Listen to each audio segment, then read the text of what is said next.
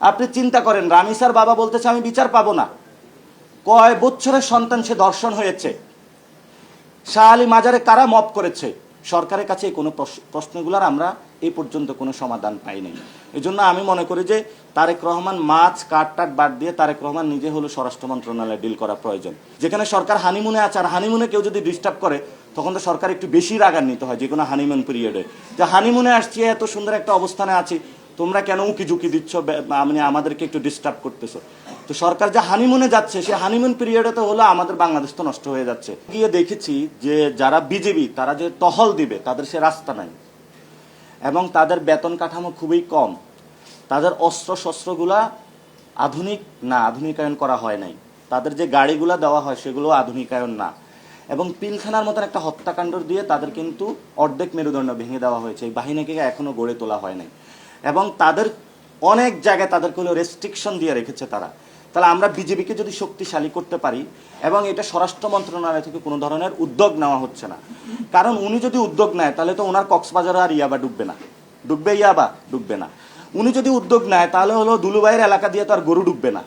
উনি যদি উদ্যোগ নেয় যে কসবা সীমান্তে তো বাংলাদেশে হলো ফেন্সিডিল ডুববে না। এই জন্য হলো সরকার এখানে ফেন্সিডিল ব্যবসা করার জন্য যারা মন্ত্রী এমপি ইলেকশনের সময় টাকাগুলা যে ছাড়ে, এই ফেন্সিডিল ব্যবসা 5 বছর করে, ইয়াবা ব্যবসা করে, এবং যত উল্টাপাল্টা সবকিছু ব্যবসা করে, তখন জনগণের উপরে হলো অগণতান্ত্রিক ইঞ্জিনিয়ারিং মাধ্যমে একটা ইলেকশন তারা চালিয়ে দেয়। সেজন্য বলবো স্বরাষ্ট্রমন্ত্রী সালাউদ্দিন ব্যর্থ। সীমান্তে একটা লোক মারা যাবে এবং উনি এটার প্রতিবাদ থেকে শুরু করে কোনো কিছু করছে না। এই জন্য আমাদের জায়গা থেকে আমরা মনে করি দেশ চালাইতে এবং বাংলাদেশের আইন শৃঙ্খলা রক্ষা করতে স্বরাষ্ট্রমন্ত্রী ব্যর্থ হয়েছে। আপনি চিন্তা করেন, রামিসার বাবা বলতেছে আমি বিচার পাবো না। কয় বছরের সন্তান সে ধর্ষণ হয়েছে, শাহ আলী মাজারে কারা মপ করেছে, সরকারের কাছে এই কোনো প্রশ্নগুলোর আমরা এই পর্যন্ত কোনো সমাধান পাইনি।